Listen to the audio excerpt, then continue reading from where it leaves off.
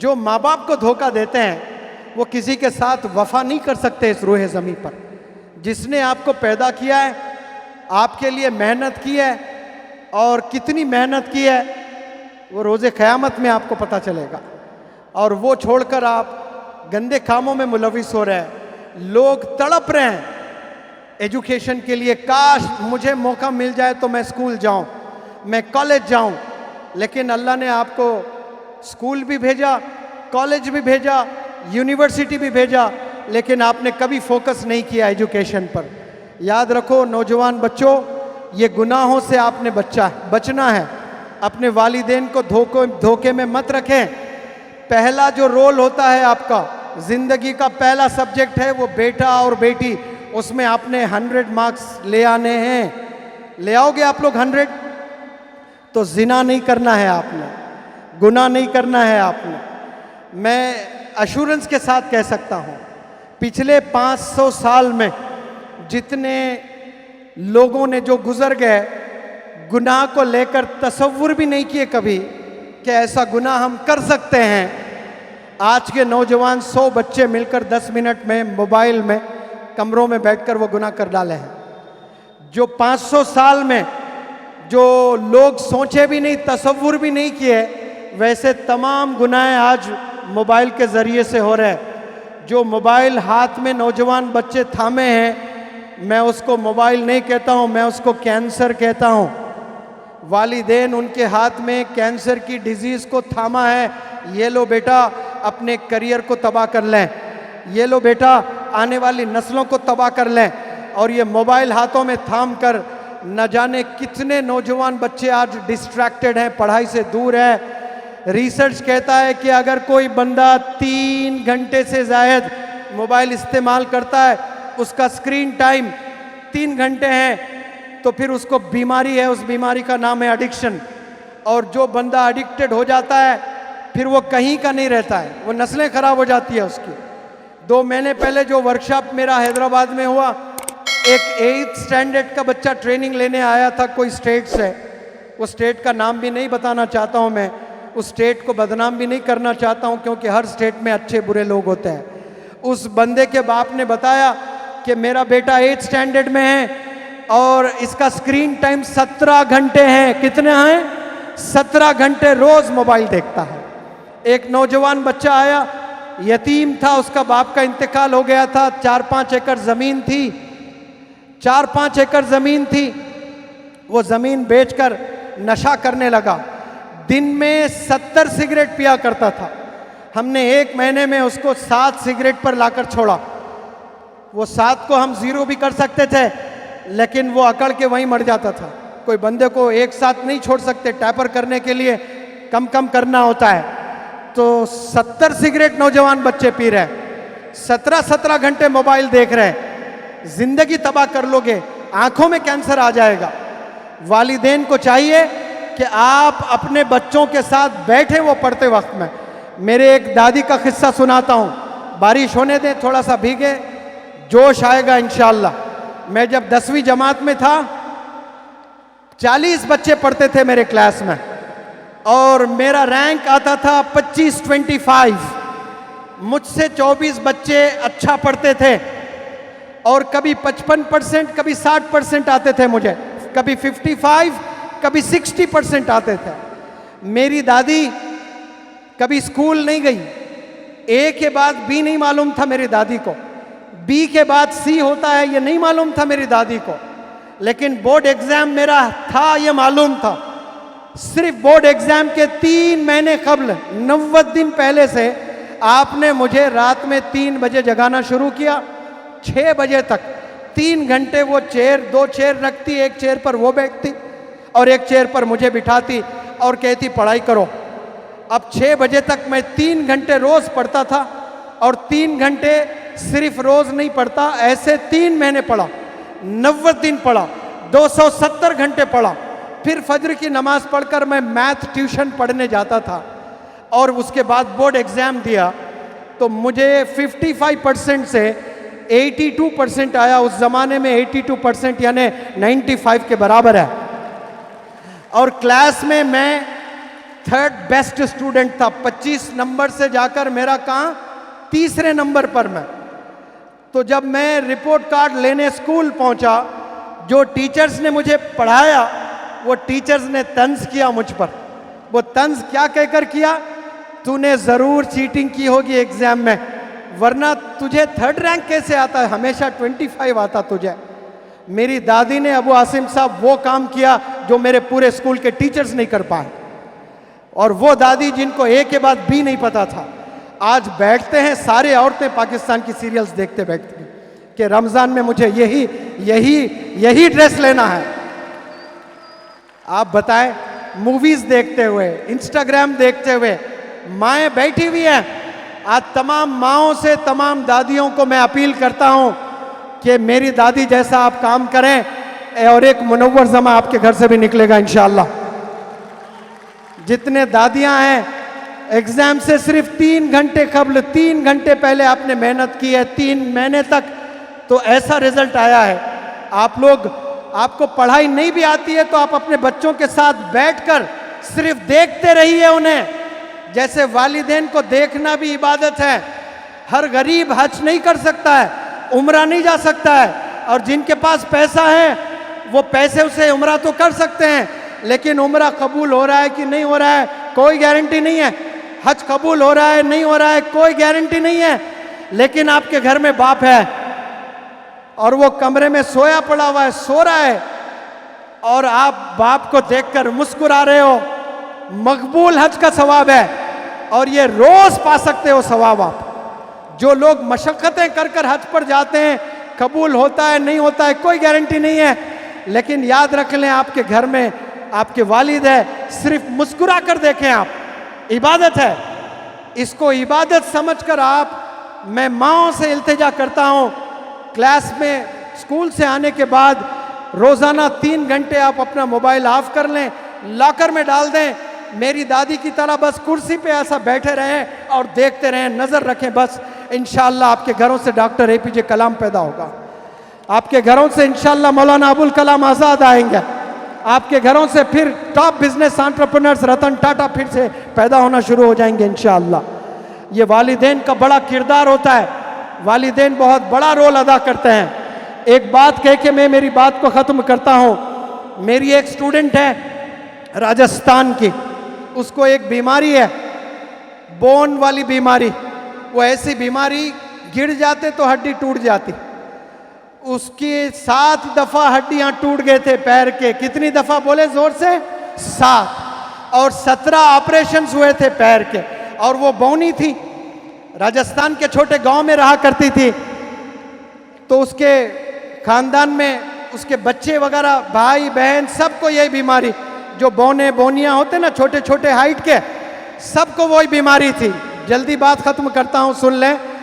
तो वो बाप ने घर छोड़कर दिल्ली चला गया, किसी और औरत से शादी कर ली उसने, क्योंकि घर में बड़े प्रॉब्लम्स हैं।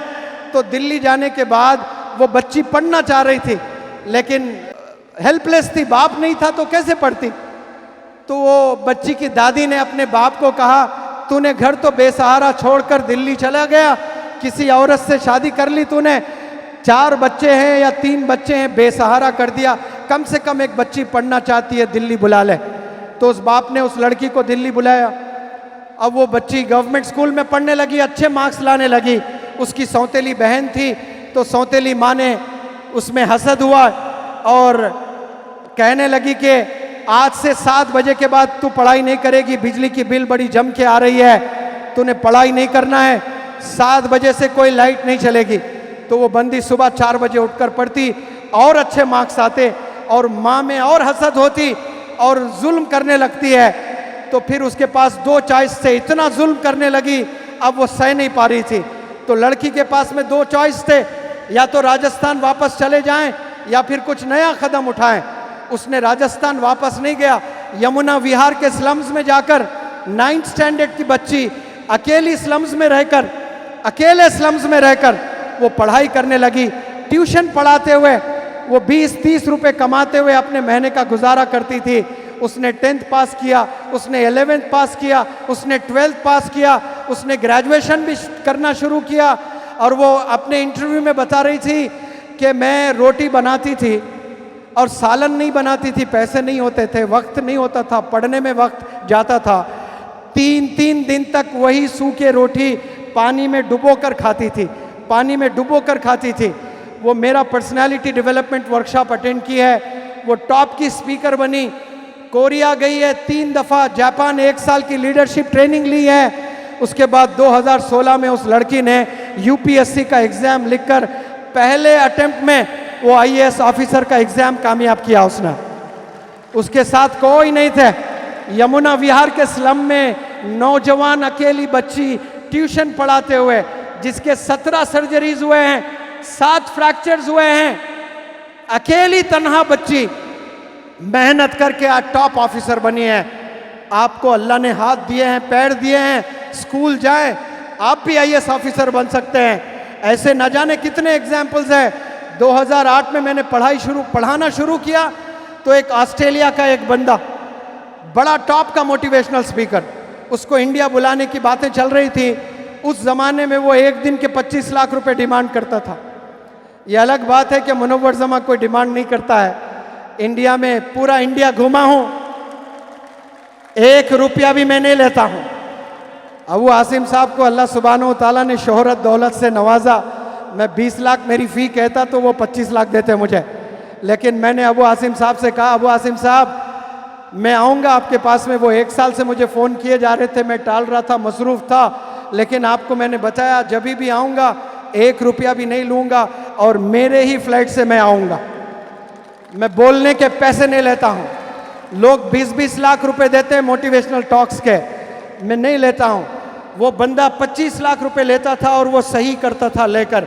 उसके 2 हाथ नहीं थे, 2 पैर नहीं थे, ये जो पंजे हैं जाकर कमर से लगे हुए थे, बस ना हाथ है ना पैर है। वो बेहतरीन मोटिवेशनल स्पीकर, वो स्विमिंग भी किया करता था, वो कंप्यूटर भी चलाता था, वो खुद से खाना भी बनाता था मशीन पर। अल्लाह ने आपको 2 हाथ दिए हैं, 2 पैर दिए हैं, 2 आंख दिए हैं, दिमाग दिया है, जिससे हम अशरफ कहलाते हैं। हम परिंदों की तरह उड़ तो नहीं सकते हैं, मछलियों की तरह हम लोग तैर तो नहीं सकते हैं, जानवरों की तरह हम दौड़ तो नहीं सकते हैं, लेकिन जानवरों से तेज दौड़ने वाले कार्स हमने बना लिया है। मछलियों से तेज हम तैर नहीं सकते, लेकिन मछलियों से तेज चलने वाले शिप्स हमने बना लिया। परिंदों से तेज हम उड़ तो नहीं सकते हैं, लेकिन हमने जहाज बनाकर परिंदों को पीछे कर दिए। ये पॉसिबल सिर्फ एजुकेशन से हुआ है। जहाज बने हैं तो एजुकेशन से बने हैं, कश्तियां बनी हैं तो एजुकेशन से बने हैं, मोबाइल फोन्स बने हैं तो एजुकेशन से बने हैं। पहले एक घर में 20-20 बच्चे हुआ करते थे, एक माँ 20-20 बच्चों की खिदमत करती थी, 20-20 बच्चों के कपड़े धो धो कर शोल्डर्स घिस जाते थे। एक एजुकेशन की वजह से किसी बंदे ने वॉशिंग मशीन बना दिया, उसने अपनी माँ को गिफ्ट नहीं दिया, उसने दुनिया की तमाम माँओं को गिफ्ट दे दिया। ऐसे गिफ्ट देने वाले बनो। मसाले कूट कूट कर शोल्डर्स की हालत अजीब हो जाती थी माँओं की। किसी ने ग्राइंडर बनाया तो अपनी माँ को गिफ्ट नहीं दिया, उसने पूरी माँ को गिफ्ट दिया है। ये पॉसिबल कैसे हुआ है? ये एजुकेशन की वजह से हुआ है। पहले लोग हज पर जाया करते थे तो 6 महीने लगते, 8 महीने लगते, किसी को 1 साल लगते, लेकिन किसी ने जहाज बना दिया तो 3-4 घंटे में हम जद्दा पहुंच जाते हैं। ये पॉसिबल एजुकेशन से हुआ है। आज कोई अमेरिका में बैठ रहा है, 1 सेकंड में, पहले खत लिखते थे अस्सलाम वालेकुम, अमेरिका पहुंचने के लिए 1 महीना लगता था, वहां से जवाब आता था वालेकुम अस्सलाम, और 1 महीना लगता था।